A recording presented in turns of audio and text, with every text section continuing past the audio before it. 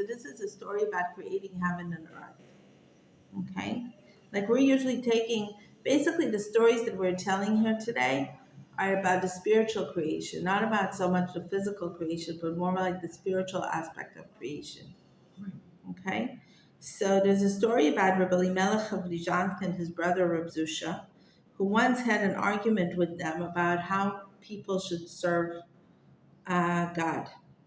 And because, like, on one hand, you can look at the greatness of God and understand the borders, the human borders, right?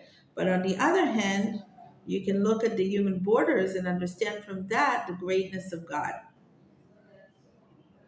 Human borders? Yeah, like the limitations. Oh, boundaries? Limitations, not boundaries, limitations. Okay. Yeah. It's limitations. Yeah. Okay. So one time, one of the brothers who was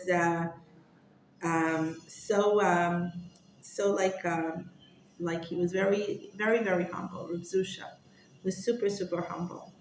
And he said, first, uh, like you look at your own limitations, and from that you understand the greatness of God. And the other one, probably Rabbi Elimelech, said, first you look at the greatness of God, and there, from looking at the greatness of creation, you can see the smallness of the human being and become humble from that. Like what allows you to connect to the greatness of, or come to awe in front of Hashem? What creates that humility in you? Understanding how great creation is, or looking at your own limitations? I would say understanding how great creation is. Okay, so then you become humble. Yeah. Okay.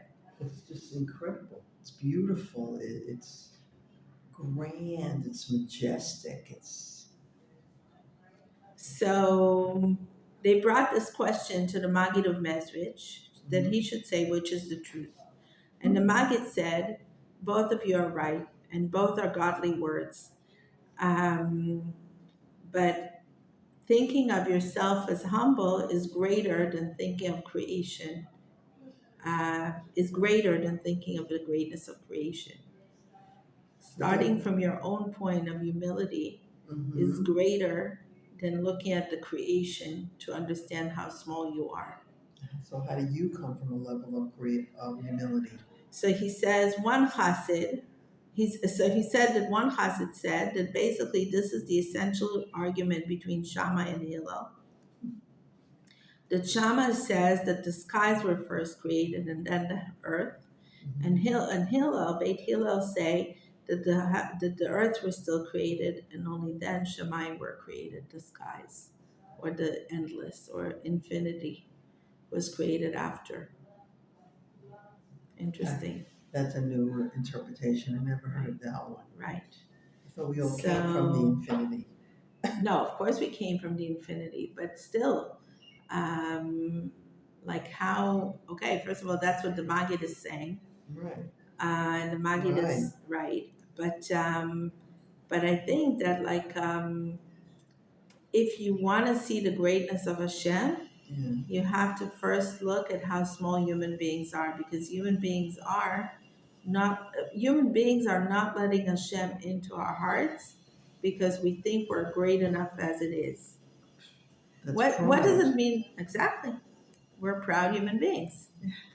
We don't have humility.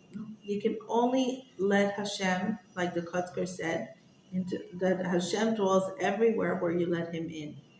If you're too full of yourself, there's no room for anybody else. Yes. Meaning for Hashem. But I would like to take it a step closer practically. Okay. When you're too full of yourself, you can't have a relationship because you're too full of yourself.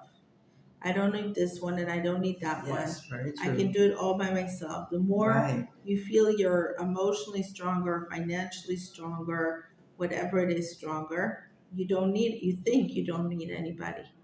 And when you don't need anybody, it's like saying to Hashem, I don't need Hashem either, because Hashem dwells within people. And when you're not able to let people in, you're basically, in other words, not letting Hashem in. I think it takes me back to the story about Yaakov Yosef of Polna, the great student of the Baal Shem Tov, whose, by the way, your side was this weekend, this Shabbat, who said there was a beautiful story on Sukkot with him, where he, when the Baal Shem Tov died, he became basically the person, the Rebbe that everybody came to, and at some point he became really tired from it, really exhausted from it, and he was like, Hashem, can you make everyone forget about me? So after Rosh Hashanah, he comes out from shul and nobody's greeting him hello because nobody recognizes him or nobody notices him, whatever. And and then he comes home and nobody greets him either. And he was like, oh my gosh, I forgot to put a parenthesis in my prayer, right? Except for my family. Anyway, but he thinks to himself, okay, great. Now I have all the time in the world to learn and pray and meditate. And and it's like, I'm good. I like being on my own, right? It's like, it's a very like present form of living in our generation, right? I love being alone. Let's get rid of, I'm not saying codependency is like the other side of the spectrum, but it's like we think that if we heal our codependency, we don't need anybody else, and we need to find a fine balance. So anyway, so he goes back to his learning and praying and meditating, and a couple of weeks go by, and then Sukkot comes in. And in the Sukkah, he was a very strong Kabbalist, and on Sukkot, he actually could see with his real eyes Avram Avinu and Yitzchak Avinu and Yaakov Avinu. Anyway, the first night comes, and he comes to make a kiddush over, in the Sukkah, and he's waiting. He's saying Dush Pizin, and he's waiting for Avram Avinu to come, but Avram Avinu doesn't show up, so he walks out the Sukkah, and he sees Avram Avinu standing by the door. So he says, Avram Avinu, why aren't you coming in? So Avram Avinu says, because I represent Chesed, and you obviously forgot what Chesed is. So if you think that God needs all your prayers and meditations and learning, you missed the whole thing. God needs you to be there for people. So if you're not there for people, I can't come into your sukkah. So he understands the message, and he goes back to doing in the world what he's supposed to do. And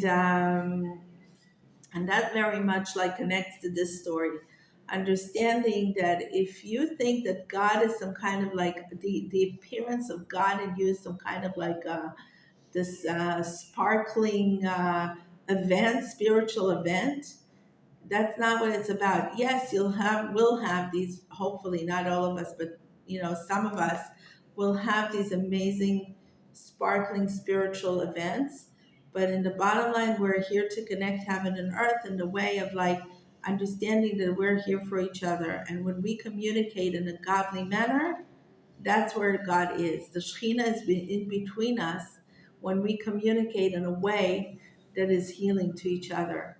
Human communication is the highest level of God's manifestation in the world. And that's what we need to connect to. So when we're reading what is B'chol Tzva'am? All their armies. What is the armies? The armies is us. We are the armies of heaven and earth. We're connecting heaven and earth with our deeds, with our speech, with our love, with our compassion, with our grace. And this is like when we're reading those words of like understanding that God created heaven and earth, it's not for us to discuss whether God created heaven and earth and which order did he create it from first. It's an important theological conversation, but it's not the bottom line. The bottom line is, are you going to live in a concept of an earthly God, or only in this infinite God? There is a concept of an infinite God that we need to embrace, and there is a concept that is not less important of an earthly God that we need to embrace. Understanding that if we're only looking for spiritual, sparkling events in our lives, we're getting further and further away from them, like Rabbi Yaakov Yosef of Polna had proven to us in his story. But when we understand that we're here to live an earthly God of communicating with each other in a healthy manner, then we get to be much closer to heaven, much closer to God. You can recognize when you're having a conversation with someone, you can recognize when the Shekinah is there. Right. When you're thinking about how you can help the people that you're talking about, the situations that you're talking about, how can you help them? What's the best for them? It's incredible how you can literally sense support. Right. From above. You can sense Right. support, and help you come to solutions that are best outcome. Right.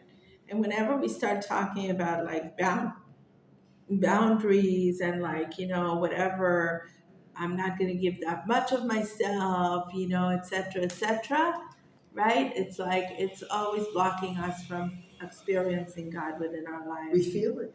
We Yes. feel that something is a door. We've closed the door on something, Right. on the flow. Right. When we close the door on the flow for someone else, the door closes on the flow for us.